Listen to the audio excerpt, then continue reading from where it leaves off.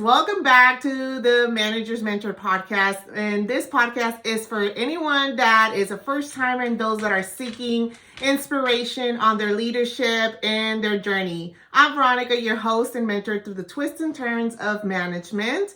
Before we dive in, quick disclaimer. Every piece of advice you hear on this podcast comes directly from my personal experiences, from my ongoing 7 years of leadership and management. It's raw, it's real, and it's straight from the heart. So take what resonates with you and adapt to it with your unique situation, and let's make it work for your success.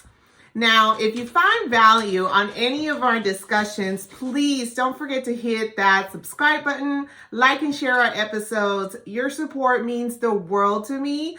And hey, I'm aiming for those 5-star reviews, so leave your feedback and let's keep this channel growing strong. Now, here's something special for you. I decided to offer free consulting to help you tackle specific challenges or navigate through the challenges of management. Head over to my website, which you can find on either of my pages, and schedule your session. Let's work on your leadership goals together. Sometimes when we start bouncing off ideas from someone who has been in your shoes, helps us see the light at the end of the tunnel. All right, y'all, let's get started on another episode of the Manager's Podcast.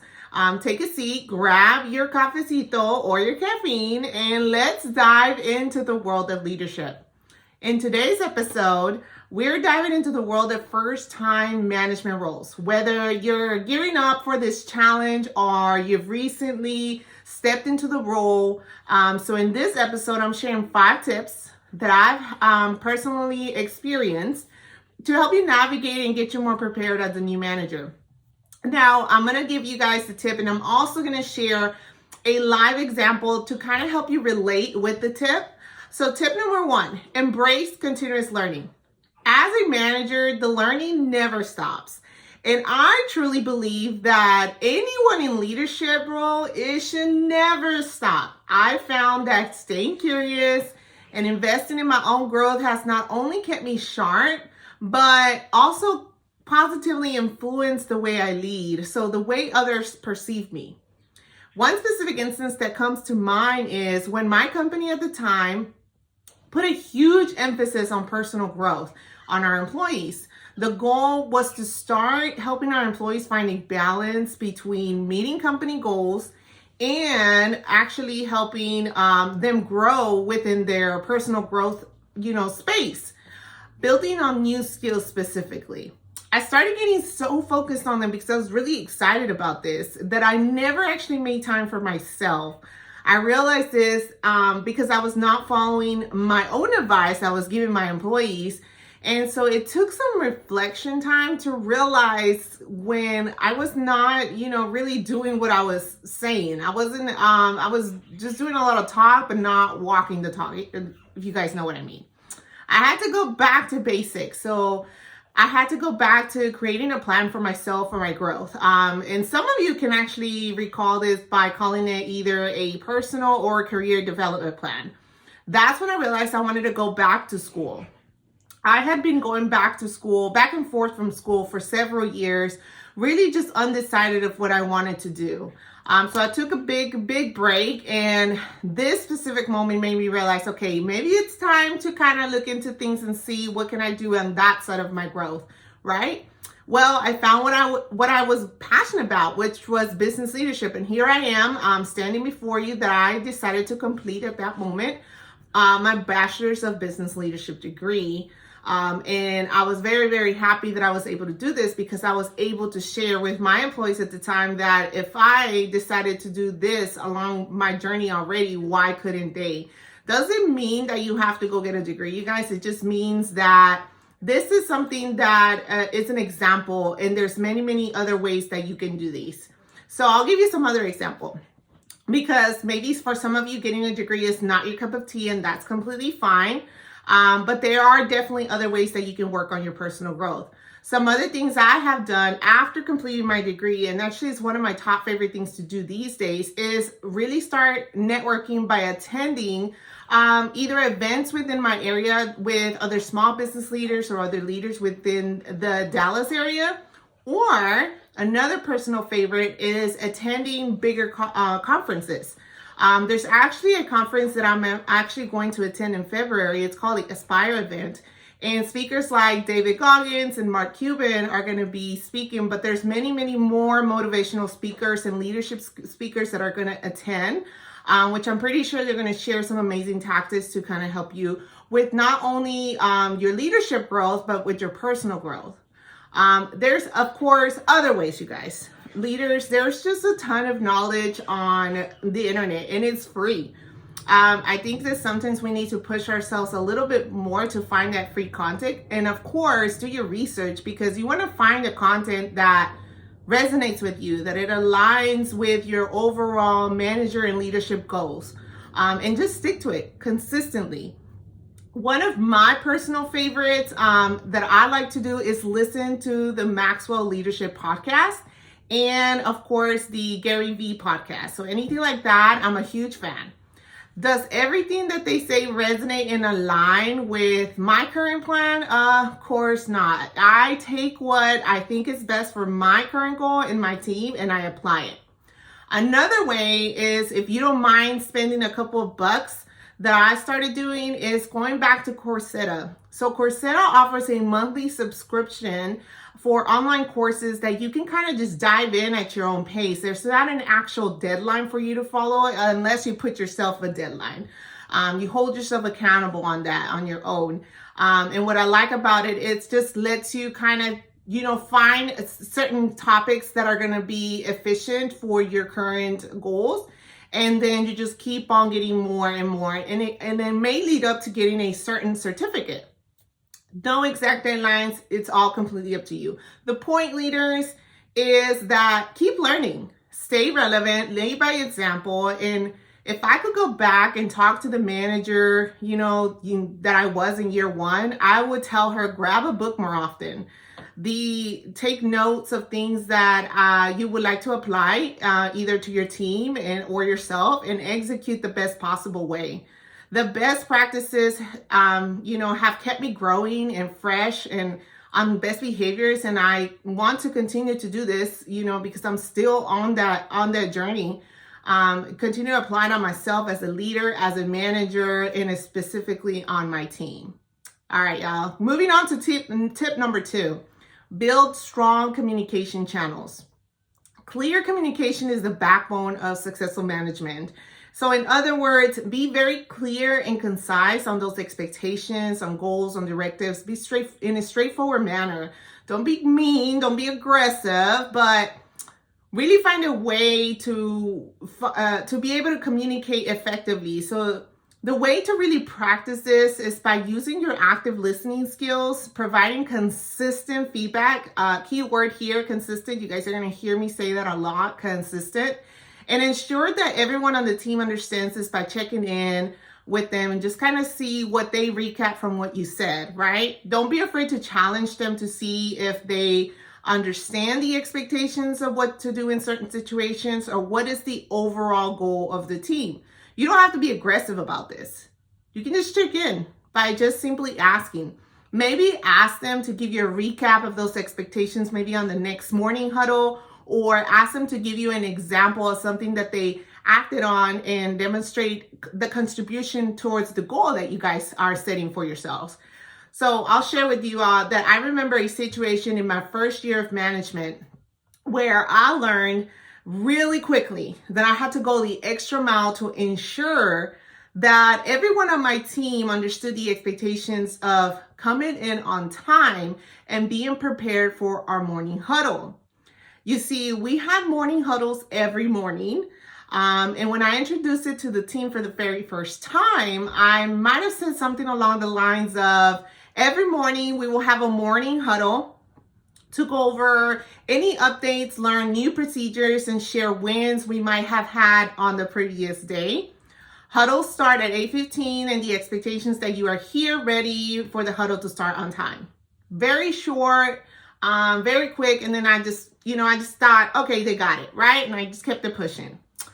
Well, very quickly, I learned that is not what happened. I definitely definitely dropped the ball on that. I just assumed they knew what I meant and kind of expected everyone to act, right? Well, let me tell you what did happen. So employees were showing up, but some of them were trying to eat breakfast. Others were trying to put makeup on. When I was talking, there were some that were starting to click on their computers. Others were looking at papers.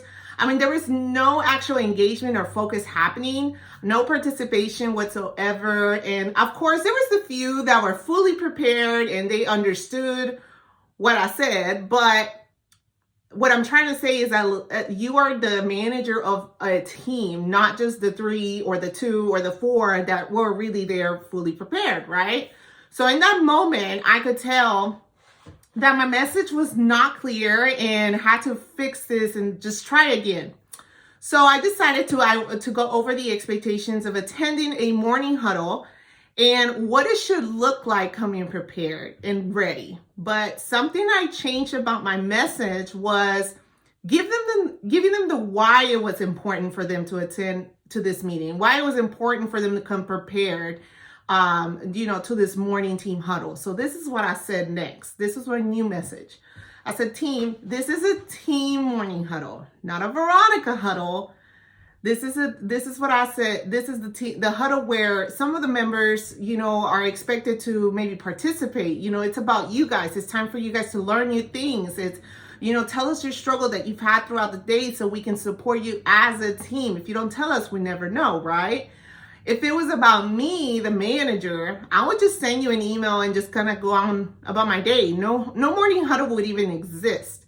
Morning huddles is a time to work on those active learning skills, communication skills, presentation skills, team collaboration skills, and most importantly, engagement skills. And that includes me, myself, as the manager. So to keep everyone engaged, I'm just going to volunteer some of you going forward. I need to make sure that you guys are focused and you guys are learning. You're staying relevant because it's important, right? So I would like for employee number 1 to start our morning huddle with an icebreaker activity to get us started. That should take no more than 5 minutes, okay?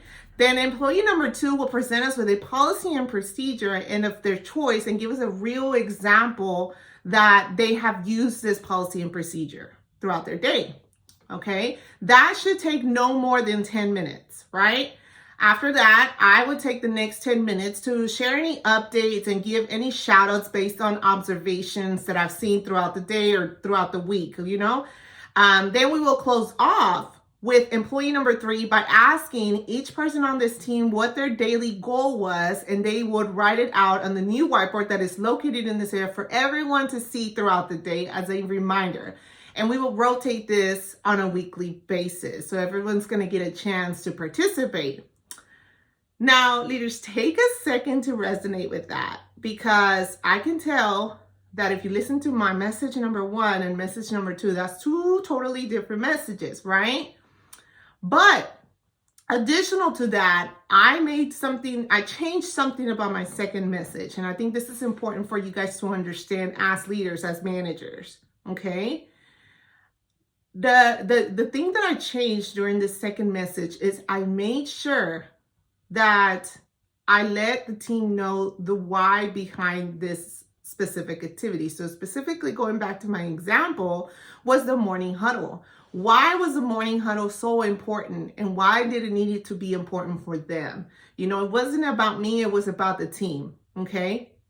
So the lesson I learned in this moment is that communication will be your backbone for your team as long as you share with them the why behind it, because some of those employees need to hear the why to understand, right? I was clear, I was concise, straightforward, not aggressive, but also share with them the why behind the concept. So important. Getting them involved was an additional bonus because it made them feel a part of something, made them feel valued. And, the feedback, it was given during one-on-ones and even as shout outs, throughout other one-on-ones. And so, but the important thing that I did is I did this consistently. Was it perfect at first? Oh my gosh, no, most definitely it was not perfect. It took a lot of trial and error, but it also took some clarification and checking in with your employees. So it took a lot of that for my employees to where eventually we all felt, not just me, we all felt like we finally got it right. So building that strong communication channels, they just help build that cohesive team that will help them become 1% better every day. And that's really important. That's really important for people to feel when they're part of a team. All right. Tip number 3, you guys, prioritize relationship building. So building strong connections with your team members goes beyond the professional sphere. Okay. I'll never forget the time when we were all getting ready to leave for New Year vacation. We were going to be out of office for like 4 days. So as a team building activity, one of my employees suggested creating vision boards. Now, if you're not familiar with this, vision boards are a visual photo collage of maybe any goals or aspirations that you have for the upcoming year. So some people love to do this as like the new year begins, or if they're in a moment of their life that they feel like they need to realign their goals and just like a tool to motivate themselves. So the whole team collaborated. They thought it was a great idea on bringing in magazines and printing out images that could represent people's goals and things like that. I decided to bring in their poster boards, and then I just grabbed like some extra things that I saw around the dollar store. I think I spent like $15 to be honest. And then once the day came, we listened to music. I provided pizza and some additional appetizers that fit into our company budget. And I just created like a really relaxed environment for everyone to just feel positive and inspired, during this activity. So as people were finishing, they shared their vision board with us and why they chose that image, what was important behind it, right? And it gave them an opportunity to share a piece of their history and why it was so important. What was, was it because of a culture thing? Was it a belief? Like we were able to really find out a little bit more about them and the reason behind the vision board. And so as what I really, really liked about this was what happened after. So what happened after we came back from New Year's Eve vacation or New Year's vacation. During our morning huddle, everyone shared how much they loved this activity.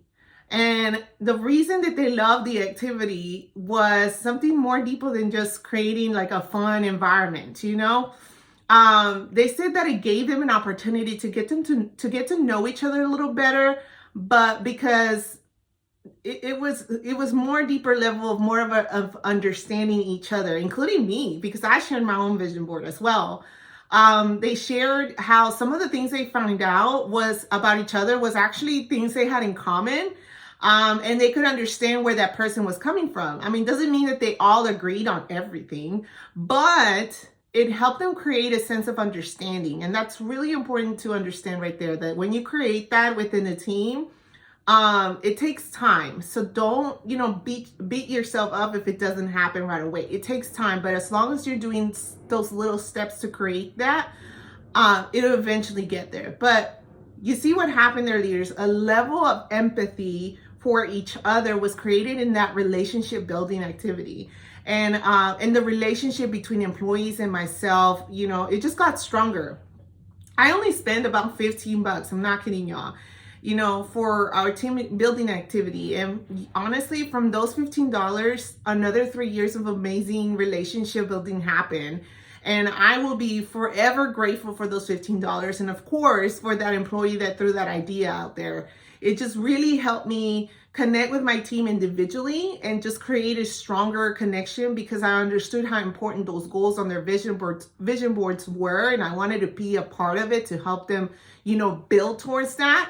So when I talked to them on one-on-ones, I could use what I observed during that activity and what I heard during that activity to continue to build on that relationship. And so now vision boards is just that, that one tool that stays on my mind, because it really took a pivotal turn, during my management career. And I continue today trying to find different ways, even though my team is remote, I continue to find something similar to that to help me build relationships with my team, even though we're across screens, we're not really in the same building. Of course, there are many other tools, and I have many other tools that I've already used that I feel like it's helped, because I have an amazing team now, and I'm just forever grateful for all those years of learning. So if you would like me to give you more ideas around this, definitely leave it in the comments. I'm always looking for new ideas or new things that you guys are looking to to help you on, as you get onto this management career, or if you are already in the management career, definitely shoot it my way, and we can definitely talk about it to, just give you some inspiration or guidance in your own role as well. All right, y'all, moving to tip number 4, develop decision-making confidence. So this is so important. This is so important. It was so important for me. So I'm very excited to share just kind of just a little bit of what helped me during my first few years. So just know, making decisions as a manager can be a bit scary. You're not alone, but it's definitely a crucial skill to master. It's different feeling as a manager versus when you were just an employee, because when you make decisions as an employee, in the back of your head, you knew your manager had your back if anything went wrong. They'll give you the solution. They'll kind of walk you through it. Like, you just knew that, right? But now as a manager, you have to be confident, of this, about your decision. Know that you need to take full responsibility. And we also need to make sure that when you take that responsibility, anything that goes, great, you like to get credit for it. But if it goes south, you need to make sure that you know how to take care of it. You're not just going to hand it off and delegate it to somebody else, right? So that's what we signed up for.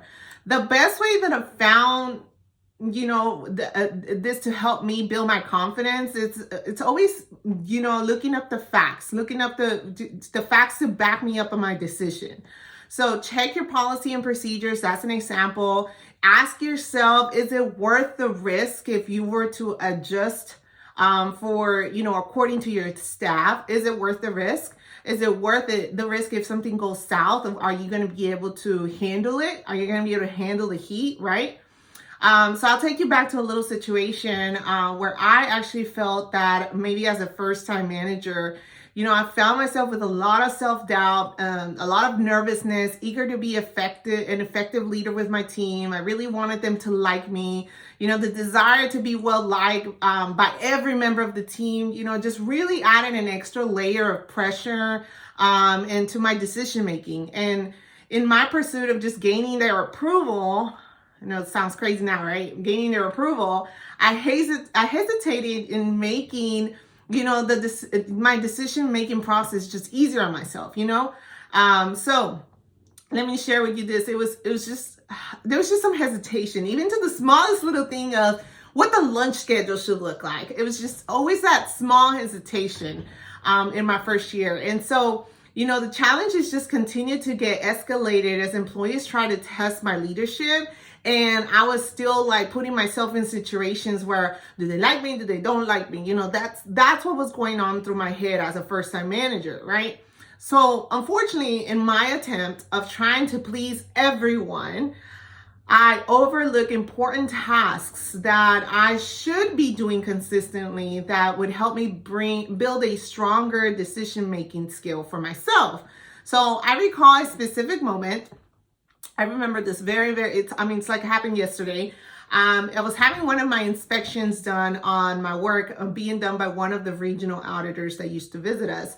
And so an important task of the day was for employees to make sure they did key sign outs. And, I just assumed, that it was being done. It was handled just seamlessly. Well, to my surprise, keys weren't being taken out, but no signature was being provided by my employees. I assumed that it was done. I didn't want to make a decision of what to do in case that it kept missing, because it just could damage my popularity level, that I had with the team. But during that inspection, it was definitely a wake-up call that highlighted the importance of inspecting what I expected from my team, and the realization that trust needed to be a balance with, of course, diligent oversight.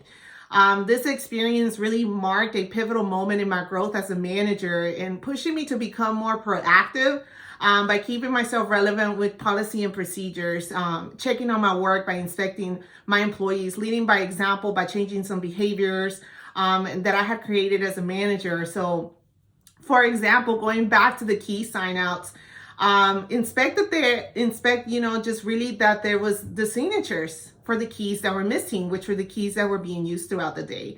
And so what these keys did is they gave you access just pretty much to the building that we were working in. So if there, just looking back, if there wasn't any signatures, that's when you start coaching the employee. Regardless of what would happen, when it was the popularity rate, you need to really start, honing in on what is my task, where do I start when an employee does not do what they're supposed to do, right? So you start by coaching. So, you got to remember that you were hired to manage and lead employees, not become popular, okay? And that's really important because I think that's, in our head, we want everyone to like us, right? So if it happened again, put it in writing. Hey, employee number 1, on January 15, I reminded you about the importance of your signature on this key sign out sheet. This is a key responsibility that you need to make sure that you do on a daily basis. The expectation is that you sign out the key, right? And you make sure that you put that key on the keychain that we gave you on day 1. This gives you access to the whole building. It's important that you make sure you follow the process through, right? Today, January 25th, I'm seeing that your signature is missing again. Is there anything you need from me to help you, stay consistent on this on a daily basis? So employee, this is very common. Employee may respond, no, I just keep forgetting, things like that, right? Very normal behavior. It's okay. So you can always respond with, okay, just wanted to check in with you. What I would suggest, okay, here comes the solution. Here comes the support. What I would suggest is maybe adding a reminder on your station, or maybe we can put a reminder on the key box, not just for you, everyone else, just to help you guys, to stay consistent. Let me go ahead and give you the challenge of discussing this with the team. And we'll bring it up on tomorrow's morning huddle and see what idea you guys can come up with, or maybe we can stick to this idea. Now you've given the support, now you've given the solution. So if it does happen a third time and you coach this associate, the associate needs to know that, yes, we're here to support you, but we also need to run a business. We need to run this team. So we are going to hold you accountable. Now you start shifting your mindset of, I don't know if I want to say something because this person might not like me. No, shift your mindset because you're the manager. You need to hold them accountable. That's what you were hired for, right? So now that you're coaching, you're also helping with solutions. So, which is your job. So not worried about that popularity rate, but most importantly, you're inspecting what you're supposed to be expecting from your employees so you can continue to make confident, stronger decisions. Now your confidence is building and you're more focused on that skill versus your popularity skill. Hope that works. All right, guys, last but not least, tip number 5, balance leadership, management, and empathy. The reason I chose this one for number 5 is because I honestly beat myself up sometimes because I wish I would pay more attention to that word, empathy. And of course, in more episodes, I'll share more experiences specifically around empathy and how that is the one skill that I personally lacked. And I learned a really hard way. But would love to share it with you guys later on. But going back to this. Striking the right balance between authority and understanding is the key, you guys. True leadership isn't just about, making decisions, giving directives. It's a delicate balance of managing tasks, leading by example, and embracing empathy. So when working with these elements together, we find the essence of effective leadership. So a blend that not only drives results, but also fosters a supportive and compassionate work environment. It's about understanding the needs of the team. You want to inspire them to reach their potential and navigating challenges with both competence and empathy. Okay. Striking this as balance is the key to unlocking a full potential of the growth and well-being of the individual. So in my journey, I witnessed the positive effects of incorporating empathy after I learned the lesson, of course, especially during the global health crisis we experienced in 2020. So every employee was taking all the changes that were happening at home with their kids or even at the grocery stores very, very differently. So during the time I worked in the banking industry, so we were having challenges or changes happening right in front of our eyes during this crisis, right? So not only the way we bank was changing, but the way we were helping our customers through these changes were changing right away. And so it was just a lot all at the same time. And sure, policy and procedures were changing, so it was important to have those strong decision-making skills and give directives as needed. But I also wanted to make sure that I took the time to empathize with my employees, not only with the situation, but what was going on in here, what was going on in their head. And so, what I made sure with my employees is, I let them know that the door policy was still there with my employees to make them, wanted to make sure they were comfortable, and they could approach me with any concerns or maybe new ideas that they could share based on what we were experiencing, right? And so during our one-on-ones, it just really didn't just turn out to be just about performances, or how their growth was going, but it was also time to just check in on them, and see how everything they were managing with work-life balance, and during these tough times that we were all kind of running into, right? So I really focused on creating a space on our one-on-ones for them to be able to express themselves, just to kind of help them understand and whatever it is that they were going through. It just really helped me guide, how to coach and support them during these tough times. And one of the things that I do recall, and I know you guys know this, there's a quote that goes around that says, check on your tough friends.